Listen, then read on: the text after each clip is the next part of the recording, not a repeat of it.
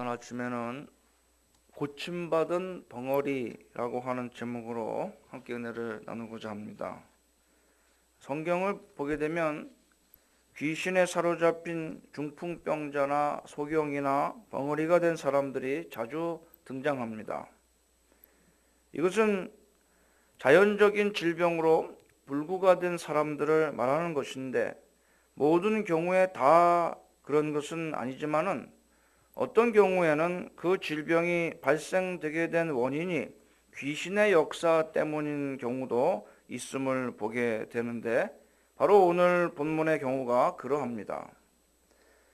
주 소경을 고쳐보낸 후 주님께서는 벙어리 된 자를 고쳐주셨는데, 그는 자연적인 질병으로 인한 벙어리가 아니라 귀신 들림으로 벙어리가 된 자였습니다. 이 사건을 놓고서 바리새인들은 예수님을 더욱 해방하려고 했으나 메시아로서의 주님의 권능은 이 사건으로 더욱더 드러나게 됩니다. 사단 마귀는 사람들 가운데 들어오기를 좋아합니다. 사람들 속에 교묘하게 조용하게 몰래 침투하여 들어오곤 하는데, 때로는 육체적인 질병을 이용하여 질병과 함께 들어오기도 하는 것입니다. 사람이 병에 걸리면 몸이 약해지고 정신력도 약해지고 의지도 약해지고, 그래서 그런 약해진 사람의 허점을 타고서 들어오게 됩니다.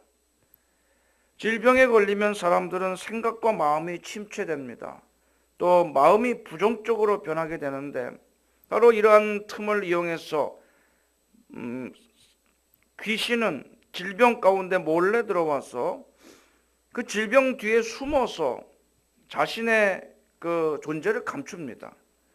그래서 그 사람은 질병에 걸렸다고만 생각하고 그 질병 뒤에 숨어있는 영적인 존재의 그 존재를 눈치채지 못합니다. 그 사람도 마찬가지고 주변에 있는 사람들도 전부 다 이 사람이 질병의 고통으로 괴로움을 당하는 것으로 그렇게 느끼도록 귀신은 질병 뒤에 숨어서 자신의 존재를 감추고 그 질환의 증세와 고통을 더욱 악화시켜서 사람들을 괴롭게 하는 것입니다. 그리고 그 영혼까지도 파괴시키는 것입니다. 어떤 때는 질병을 함께 가지고 들어오는 경우도 있습니다. 오늘 본문에는 귀신으로 인하여 귀머거리가 되었고, 그 때문에 또한 벙어리까지 되었음을 알 수 있습니다.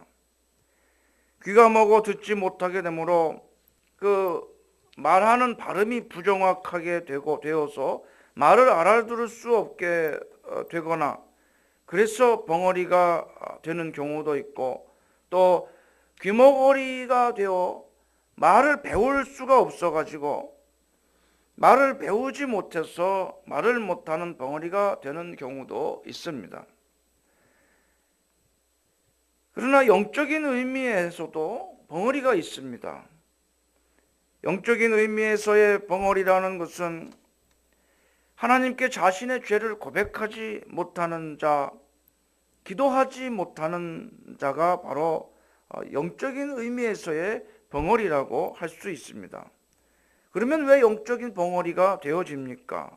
그 이유도 역시 오늘 본문의 귀신이 가져다주는 벙어리와 이유가 같은데, 사단 마귀의 권세 아래에 있기 때문입니다.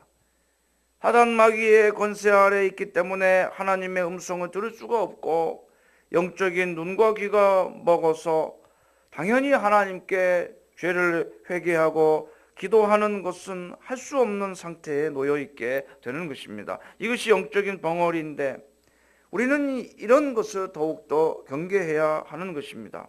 왜냐하면 육신적인 벙어리는 육신의 생활만을 불편하게 하고 파괴합니다. 육신적인 벙어리는 육신적으로만 궁핍과 가난 속에 머물러 있게 합니다. 그러나 영적인 벙어리는 육신 생활이 아니라 천국 생활을 못하게 방해하고 사람이 구원받지 못하도록 영적인 삶을 철저히 파괴하기 때문에 이것이 더 위험하고 악한 것입니다. 육신적인 벙어리는 사람들과의 의사소통이 방해받아서 곤란하게 됩니다. 그래서 홀로 외로이 소외된 생활을 하게 되므로 이 사회생활에 외로움을 견뎌야 하는 고통이 수반됩니다. 그러나 영적인 벙어리는요, 하나님과의 소통이 단절되는 겁니다. 하나님과의 대화가 방해되는 겁니다. 그렇게 되므로 자연적으로 영적 생활의 고독과 빈곤이 찾아오게 되는 것입니다. 육신적인 벙어리가 사람과 의사소통이 안 되니까 사회생활을 할 수가 없게 되고, 그래서 육신생활에 가난이 찾아오고 빈곤이 찾아온다면은 영적인 벙어리는 하나님과의 소통과 대화가 단절됨으로 인해서 영적 생활이 고독해지고 또 빈곤해지는 겁니다.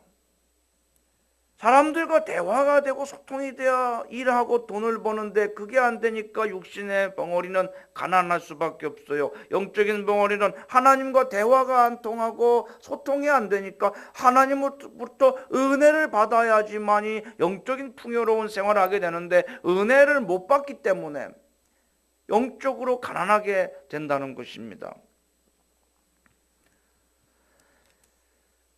그런데 육신적인 벙어리의 이 고독과 빈곤은 이 세상의 삶이 끝나면 그것으로 같이 종결이 됩니다. 그러나 영적인 벙어리의 고독과 빈곤은요, 이 세상의 삶이 비록 끝나도 영원토록 이어지는 것이기 때문에 이 사회적인 단절과 영적인 단절은 서로 비교할 수가 없습니다. 영적인 단절은 곧 죽음을 의미하는 것입니다. 하나님과의 단절은요, 영적인 죽음을 의미하는 것이기 때문에 이것이 더욱 심각한 것이라고 할 수가 있는 것입니다. 그런데 오늘 본문에 영적인 규모거리와 벙어리 된 자들이 또한 나옵니다. 성경은요, 육신적인 벙어리만 오늘 본문에 등장하는 것이 아니라 벙어리라고는 나오지 않지만 영적인 벙어리도 같이 나옵니다. 34절 말씀입니다. 바리새인들이 그가 귀신의 왕을 의지하여 귀신을 쫓아낸다라고 예수님을 비방합니다. 바리새인들은 예수님께서 행하시는 기적을 눈앞에서 목도하고도 그것을 부정하고 예수님을 오히려 비난하며 급기야는 귀신을 쫓아내고 벙어리를 고치시는 주님의 신적 권능을 귀신의 왕인 바알세불의 힘을 빌어서 행한다고 도전해왔던 것입니다. 이는 자신들은 도저히 하지도 못하고 할 수도 없는 일을 주님께서 사람들이 보는 앞에서 행하심으로 사람들로부터 인정과 존경을 받으시는 것을 보자 이들 마음속에 주님을 향한 시기와 질투심이 발동하였기 때문인 것입니다. 인간의 사적인 감정과 사악한 생각에 그들은 귀가 가리우고 눈이 가리워져서 눈앞에 보여지는 메시아의 광채를 발견할 수가 없었던 것입니다. 이는 빛조차 구분하지 못하는 철저한 영적인 소경이며 아주 큰 소리조차도 들을 수 없는 완전한 정막 속에 있는 영적인 귀머거리라고 하겠습니다. 예수님의 기적을 지켜보던 무리들이 하나님의 은혜를 높이 찬양한 데 비해서 이들 종교 지도자였던 바리새인들은 자신들의 생각을 절대화시킨 나머지 예수님을 사탄의 종이라고 비판을 하기에 이르렀습니다.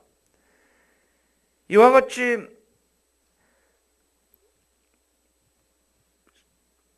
예수 그리스도를 처음 영접한 평신도들보다도 오히려 신앙이 좀 있노라 하는 신앙생활을 오래 한 사람들이나 교회에서 중책을 맡고 있는 사람들이 그 신앙 자체에 대해서 더 순수하게 받아들이지 못하는 경우도 많은 것을 보게 됩니다.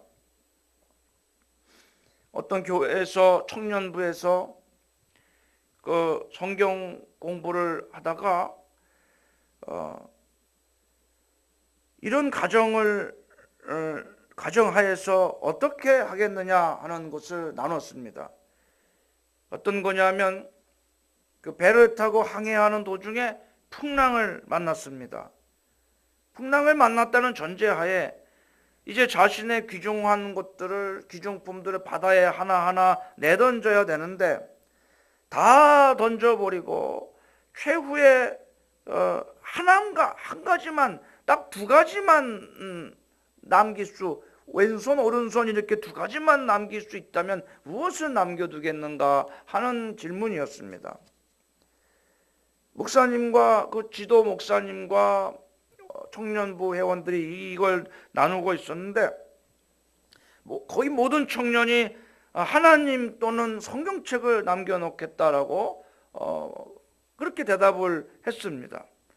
그런데 그 지도하는 목사님이 남겨놓은 것은 자기 자식 둘을 남겨놓았다고 하는 것입니다. 우리가 신앙생활을 오래 하고 또 중요한 직책을 감당하고 있다고 해서 믿음이 반드시 순수하다고 할 수는 없는 것입니다. 바리새인들이 오늘 본문에 바로 그와 같은 모습을 보여주고 있습니다. 앞 못 보는 소경이었다가 이제 막 주님을 알고 하나님을 알게 된 이 소경보다도 성경을 안다 하고 율법을 지킨다 하며 하나님을 공경한다 하는 이 바리새인들이 영적으로는 더 소경이고 더 귀머거리고 더 벙어리였던 것을 보게 되는 것입니다. 왜 그럴까요? 그들 마음에 욕심과 또 사적인 감정과 시기와 질투심과 이런 인간적인 생각과 감정으로 주님이 베푸시는 은혜가 가리워져서 주님의 은혜를 보지 못하고 그리스도의 빛을 보지 못하게 되었기 때문인 것입니다. 그래서 주님도 너희가 이 어린아이와 같이 되지 못하면 천국에 들어갈 수가 없다고 하였습니다.